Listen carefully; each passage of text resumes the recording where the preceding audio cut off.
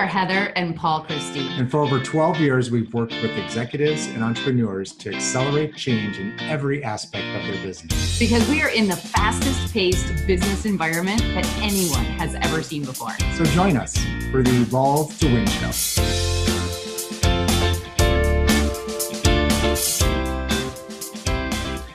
Hello, and welcome to another Evolve to Win show with Heather and Paul. If you're just tuning in for the first time, we do this show every week. And what we are looking to bring to you is anything we can related to helping you advance in your leadership and your success.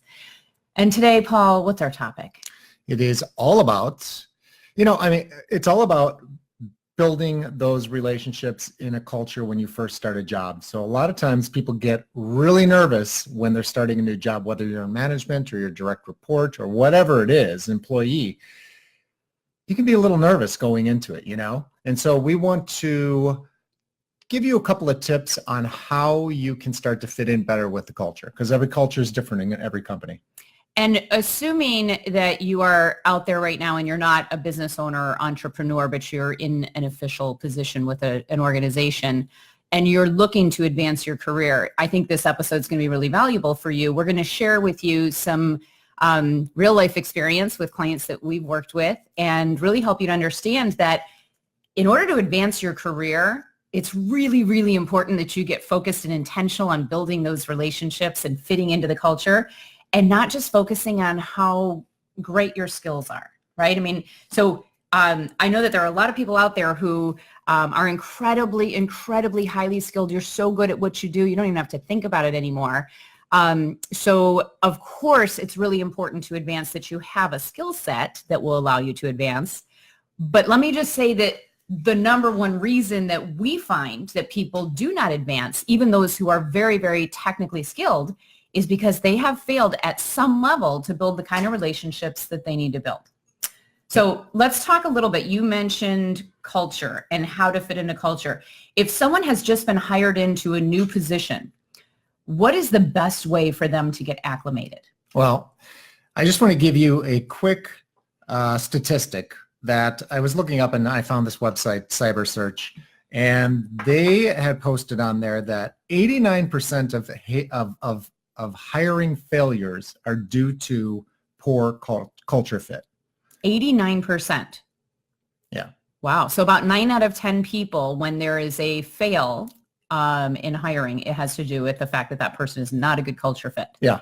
Yeah, that's a big statistic. And I think that's one of the things is that most people, when they get hired into a company, they're just looking at the job. They're looking at it themselves. What am I going to get paid? Like, what are the benefits? Everything's about them, but they may miss, which could be one of the most important things, is this the type of culture I want to be in if I plan on working for them for 5, 10, 15, 20 years, Yeah. It's possible. And you don't really truly know until you get in that company and see how it works. But there are some things that you can do. There are definitely some clues in advance. And it's interesting that you just said that, because I'm thinking back to all the different jobs. I had a lot of jobs before I started working for myself. I don't think I was a very good employee. But when you say that out loud, it makes me realize that I was never intentional about understanding culture. No. I was more interested in how do I land this job versus like me interviewing them to really understand what their culture is like and is it going to be a good fit. And I can tell you for certain that I worked for companies and or firms where it was not the perfect culture fit. And sometimes even where the larger organization, like the bigger part of the law firm, could be a great culture fit, maybe the department is not a perfect culture right fit. Yeah, exactly. Okay. So yeah, and we see a lot of that in working with professionals doing executive coaching and training. A lot of the reasons that we get hired to do coaching for executives is because there's people in the company that want a particular executive to be working on maybe something like executive presence, which basically means like, are you fitting in well with the culture? Are you playing well with others? Are there certain things that you need to do as far as building relationships and becoming more executive-like, right? Yeah, I mean, are you showing up with the kind of presence, the kind of confidence that you need to have as an executive? And are you working well with all different levels of the organization? So it's unique when you find an executive who's already not only highly technically skilled, but also has the ability to connect with and engage with all different levels of the organization, because there are always going to be people in your organization that you just don't click with. But it's how you handle that makes all the difference in the world, which is why, I mean, think about this. If you think about any business that you've ever worked in, can you point to a promotion that happened within your organization where people were shaking their heads going, wow, that's not the smartest woman in our group or the smartest guy in our group. And you're trying to figure out, like, why did that person get promoted? Why didn't I? Because I'm way more technically skilled. Well, start studying those who are advancing in careers in your organization, and you will start to find a common theme. And that common theme tends to be that they are incredible at building relationships, and which means they have the ability to influence others, right? Because what happens as you continue to grow in any organization in your leadership role, I mean, even going from employee to supervisor, it's night and day. Supervisor to manager, all the way up, VP, SVP. More and more, you're responsible for leading others and influencing others, not just getting the work done yourself. So a lot of times when we work with executives on executive presence, at times it's about helping them to delegate and lead others at a higher level so that they can be in that position to do what's most important in their world. Right. So let's just take a step back. So let's say any of you that are on right now with us, that you are looking for a new job, and what are some of the things that you should do prior to finding out or trying to figure out if this is going to be a good culture fit for you? So because just taking one step back on the culture fit, you were bringing up your experience. I know mine as well. I never looked at the culture. Never. I mean, it was always about how much I was going to get paid. And, and if I knew somebody there and they said, yeah, it's a good company, you'll like it here, whatever. But did it really fit who I was and who I am? And so because it's a lot easier when it does. Yeah, right? Totally. And I think there's a lot of reasons why people are miserable in their jobs. A lot of it isn't the technical part, the skill of their job. It's the culture of the business or what's allowed to happen in certain businesses that shouldn't be going on. And some things.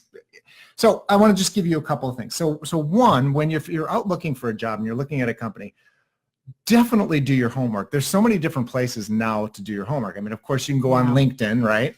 They have Glassdoor. I don't know if you've ever heard of Glassdoor before. Glassdoor is a great place where you can, where, I mean, you can literally check how much people are getting paid. So like it's an interesting website that really pulls back the curtain on a lot of companies and gives you some insights so you can start to understand what are some of the benefits of working there and what can be some of the challenges as well. And I just want to say something about Glassdoor. I love it because there's a level of transparency there. I mean, it's almost like, social media where you start to see what a company is like through social media. Glassdoor is more specific to those who are thinking about, should I join this company? You're going to have many people on Glassdoor who were terminated or quit and are disgruntled. So you have to be able to take it with a grain of salt as well. As you're reading through the reviews, is the person still working there and happily working there as they're sharing their feedback? Or have they been let go for some reason and they're bitter and angry? So, I mean, there's a little bit of, weeding through the feedback that I think is valuable there. Yeah, definitely. And then, lastly, go on the company's webpage and read every single page about it. And if there's any chance to speak to people prior to, whether you can find them on LinkedIn or on Facebook or whatever, have those conversations because, even if it's the right fit for you financially, your time is valuable as well. And to spend in a company, a couple of months or, less than that is a waste of your time. So, and having to go find a new job and having to do that work, it's just kind of a pain in the butt to do that. So definitely do the research first. Now, are you going to go through with more tips on if you're searching for a job? Because I want to mention something about when a company's recruiting you as well. Go ahead. Okay, so So I think the same thing applies to your research when you're being recruited by a company, because here's what happens a lot of times. And I can't tell you how many times we've been brought in after the fact because of the, what do you call it? A dumpster fire? The dumpster fire that's happened. Yeah. So when you're getting recruited into a company, let's say that there's a company and they've just had to terminate one of their leaders, and that leader was just too soft on their employees. And so now this company's really looking for systems and structure and accountability. And that's what you really excelled at in your existing company, right? Mm-hmm. So let's say I'm recruiting you because you're masterful at accountability. You hold people accountable like nobody's business, and you're really good at the systems and structure and procedure. So yeah, and the companies that I worked for in the past were very much, dependent on that. Yeah. Yep. And so that's your world you're coming from. You live in a company right now where you have those systems in place. The accountability works, it flows, and you have had a lot of success because of it. So I'm recruiting you now to come into my organization because the leader that we're replacing has been way too soft, and there are no system. It's literally like a fly by the seat of your pants department. So I'm bringing you in to kind of fix it all. Now, Paul's probably going to get really excited because it's something he's really, really good at is, creating systems and implementing systems and holding people accountable. And he's been doing it all his career. But wait a minute, hold on. Because when you take someone like Paul and you put him in an environment that's soft, that really has never held people accountable before, and he's replacing a leader that, by the way, everybody really liked, she just didn't maybe hold them accountable the way that she should have. Now Paul's got a real mess on his hands if he's not very, very intentional about understanding the culture and developing relationships before he dives in and starts cracking the whip and holding people accountable. We've been brought in time after time after time with organizations where they thought they could fix the culture with a hire from the outside who is brilliant at what they do. And what happens is it is so detrimental for your career to dive in unless you actually take the time and really get to understand the culture. And it's all about developing those relationships. Like, don't be in such a hurry to prove that company made a good hire by driving people with systems and structure and procedure before they even know who you are. Because guess what? They're not going to want to follow you. They probably are in that job because they loved flying by the seat of their pants. Yeah. Right? Yeah. And, that's a tough situation to be put in. So you really have to have a heads up if you're that person. If I was that person going into that company, you really need to understand the culture prior to going in, because there has to be some adapting on my end to make sure that I start to fit in with that culture so that I can see how I can bring my skills and tools to influence the culture in a way that I can actually get things done and the accountability. Because bottom line, in that scenario, you're retraining people. And that's going to take a whole lot of time. And it's going to take a lot of patience in that. And sometimes, if that's what the company wants and they want it done fast, they're going to lose people. They're going to lose a lot of people. Definitely going to lose people, and people are going to get sideways, and you might even get, claims against you because people are just completely taken out of their comfort zones. Your HR department's going to get all lit up. So just be aware of this. And by the way, if you are in that organization and you're struggling because you waited too long to let go of someone who didn't give you the kind of system structure and accountability that you need to continue to grow, just be very careful of the directive that you give to this person who's coming in. We've seen it happen just in a couple of cases recently where with the best of intentions, companies are bringing people in to really drive accountability. And so the person comes in and goes like hard and fast at it and makes a lot of people upset. And then some people leave and they're key people. And it's like you kind of had to know that was coming. So if you are going to try to have a culture shift because you're bringing in an outside executive, an outside leader, really allow them the space and the time to be able to develop those relationships, because it's the relationships that will get people behind them and get people wanting to follow them.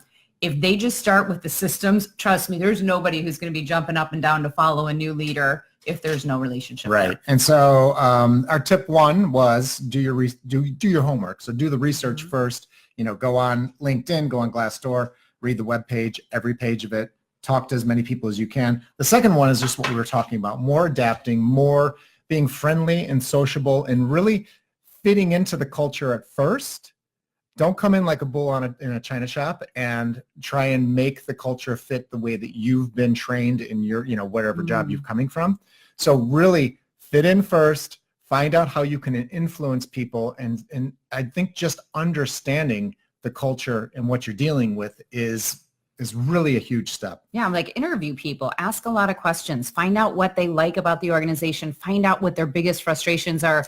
Because here's the thing, if you want to prove yourself, whether you've just been promoted from within or whether you're coming from outside of an organization, if you want to prove yourself, the fastest way to do it is build your coalition. Like find those people who are influential within the organization, find out what frustrates them, and help develop the fix for that. And usually the things that frustrate people are the things that you are hired to fix anyway, right? So you let them know that you're kind of on their team, right? And that's part of I think the way to get into someone's heart, right, is to just really listen and find out what's going on in their world. Yeah, and remember, I mean, culture is usually comes from the top down, unless it's been completely ignored and the employees now create the culture.